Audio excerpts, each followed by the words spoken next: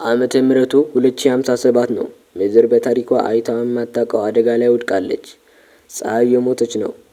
ብርሃኗና ሙቀቷ እየቀነሰ በመምጣቱ ምድር ወደ በረዶ ዓለምነት እየተቀየረች ነው። የሰው ልጅ አይቶትና ሰምቶት የማያውቀው አደጋ ተደቅኖበታል። ከ8 ዓመታት በፊት ኤልካሩስ ዋን የተባለች መንኮራኩር ከተወሰኑ ሰዎች ፀሐይ ለማስነሳት ተልካ ነበር። ሰው ሁሉ እንዳለ እንደሚድኑ አምኖ ነበር። ነገር ግን ገና ፀሐይ ጋር ደርሳ ቦምብ ሳታፈነዳው ደብዛዋ ጠፋ። የሰው ልጅም በሷ ተስፋ ቆረጠ። ከሷ ትሻላለች ብሎ ያሰባትን ኤልካሩስቱ መንኮራኩር ወደ ሰማይ ያስወነጭፋል። መንኮራኩሯ ላይ የተጫነ አንድ ማዕተንን ደሴት የሚያክል ትልቅ የኒውክሌር ቦምብ ሲሆን ቦምቡ ፀሐይ ውስጥ ገብቶ አፈንድቶ ለማስነሳት በቂ ኃይል ያለው ሲሆን ዓላማውም ወደ ፀሐይ እምብርት ወይም ኮር ይላክና ፈንድቶ ፀሐይን በትንሹ አቀጣጥሎ ለማስነሳት ነው። ይህ በእንዲህ እንዳለ መንኮራኩሯ አሁን ከምድር ምህዋር ወጥታ ጸጥ ያለ ስፔስ ላይ ነች። ጉዞውን ከተጀመረ ድፍን 16 ወራት ያለፉ ሲሆን አሁን ግን ቡድኖቹ ላይ ትንሽ የተስፋ መቁረጥ እና የጭንቀት መንፈስ እየበዛ መጥተዋል። እዚህ ጋር የፊዚክስ ሊቃውንት ካፓ ቦምብ የመቆጣጠር ሙሉ ኃላፊነት ያለው ሲሆን ካፒቴን ካኔዳ ደግሞ ሙሉ የቡድኑ መምራት ኃላፊነት አለው። መንኮራኩራቸው ወደ ሜርኩሪ እየተጠጋ ሲሄድ ከዓመታት በፊት ፀሐይን መልሶ ለማስነሳት ተልካ የነበረችው ኤልካሩስ ዋን ሜርኩሪ ላይ ወድቃ የጭንቀት ጥሪ ትልካለች። ለካ ጠፍታ የነበረችው ወደ ሜርኩሪ ወድቃ መሆኑን ፊልሙ እዚህ ጋር ያሳየናል። እዚህ ጋር ግን ትልቅ ክርክር በቡድኑ ላይ ይነሳል። የአሰሳ ባለሙያው ሜይስ የሰው ልጅ እየጠበቀን ስለሆነ ተልዕኳችንን እንቀጥል ሲል፣ ካፓ ግን ሁለተኛ ቦምብ ካገኘን የማሸነፍ እድላችን ይጨምራል በሚል ሀሳብ ወደ ኤልካሩስ ዋን ይሄዳሉ። መንገዳቸው ሲቀይሩ አንድ ችግር ይገጥማቸዋል። እሱም የስሌት ችግር ነበር። ትሬይ ስሌት ላይ እንደተሳሳተ ይረዳል። ይህም ስህተት መንኮራኩራቸውን ሙቀት መከላከያ ጋሻ ለፀሐይ ብርሃን ተጋልጦ እንዲቃጠል የሚያደርገው ነበር። ጋሻው መቃጠል ሲጀምር ካፒቴን ካኔዳ እና ካፓ ወደ ውጭ ወጥተው ሊጠጉን ይሞክራሉ። ጥገናው ላይ ያለው መንኮራኩራቸው ኮምፒውተር የፀሐይ ብርሃን በከፍተኛ ፍጥነት እየመጣ መሆኑን ማስጠንቀቅ ይጀምራል። እንደምንም ብለው ጥገናው አጠናቆ ካፓ ወደ ውስጥ ቢገባም ካፒቴኑ ግን ራሱን መስዋዕት በማድረግ የቀረውን ጥገና ይጨርሳል። ነገር ግን ብዙ ሳይቆይ የፀሐይ ግዙፍ ሙቀት መጥቶ አቃጥሎ ይገድለዋል። ይህም ክስተት በቡድኑ ላይ ትልቅ የሀዘን እና የተስፋ መቁረጥ ያመጣል።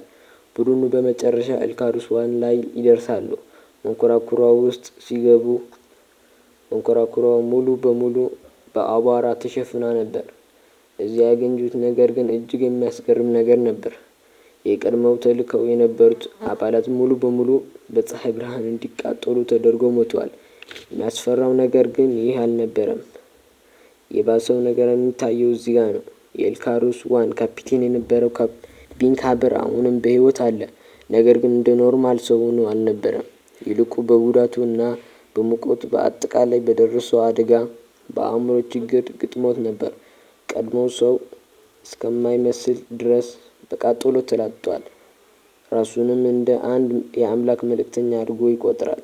ቢንካበር የሰው ልጅ መጥፋት ያለበት የእግዚአብሔር ፍቃድ ስለሆነ ነው ብሎ ስለሚያምን ቦምቡ ፀሐይ ላይ እንዳይጥሉ ለማድረግ ስፔስሺፑ ላይ ይገባል። ወደ አዲሷ ኤልካሩስቱ ማለት ነው። ቢንካበር ወደ ኤልካሩስቱ ከገባ በኋላ የቡድኑ አባላት አንድ በአንድ ማጥቃት ይጀምራል። ይህም ተልዕኳቸውን እንዳይቀጥሉ ምክንያት ይሆናል ብሎ ነው። ኦክሲጅን ማጠራቀሚያ ያበላሸዋል። በኦክሲጅን ማለት ያለ ኦክሲጅን ማጠራቀሚያ ወደ ውጭ መውጣት ስለማይችሉ ማለት ነው። በቀጣይም ዶክተር ሴርሊን ይገድላል። ነገሩ ቀስ በቀስ ከሳይንስ ተልዕኮ ወደ አደገኛ ትግል እና ወደ መትረፍ ይቀየራል። ካፓ በኦክሲጅን ክፍል ውስጥ ተዘግቶበት ያለ ሜይስን በበኩሉ የመንኮራኩሯ ኮምፒውተር ለማስተካከል በበረዶ ውሃ ውስጥ ገብቶ ራሱን መስዋዕት ለማድረግ ይወስናል። ይህ በእንዲህ እንዳለ ካፓ በመጨረሻም አምልጦ ወደ ቦምብ ክፍል ይሮጣል። ቦምቡ ከዋናው መንኮራኩር ተገንጥሎ ወደ ፀሐይ መግባት ይጀምራል። ፒምባከርም ግን አሁንም ቦምቡ ውስጥ አለ። ካፓና ፒምባከር ቦምቡ ውስጥ አስፈሪ ትግል ያደርጋሉ። በዚህ ጊዜ ሰዓት፣ ጊዜ እና ቦታ ይደበላለቃሉ። በፀሐይ ስበት ኃይል ሁሉም ነገር ማዛባቱ እየቀጠለ ነው። ነገር ግን አሁንም ካፓ እና ፒምባከር እልህ አስጨራሽ ፍልሚያቸው አሁንም እንደቀጠለ ነው። ከዛም ፒምባከር ለካፓ ወደ ቁልቁል ቦታ ወስዶ አንቆ እንደሚጥለው እየዛተ ነው። ለካፓ ጋር የነበረችው ሴት መጥታ ታግዘዋለች። ከዛም በኋላ የፒምባከር ቆዳ ይዛ ትልጠዋለች።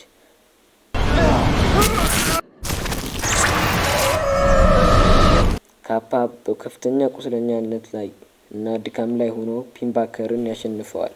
ከዛም ቦምብ ያነሰዋል። በመጨረሻም ካፓ ቦምቡ ሲፈነዳ በህይወቱ አይቶት የማያውቀው የፀሐይ ብርሃን በደማቁ እያየ ህይወት ያልፋል።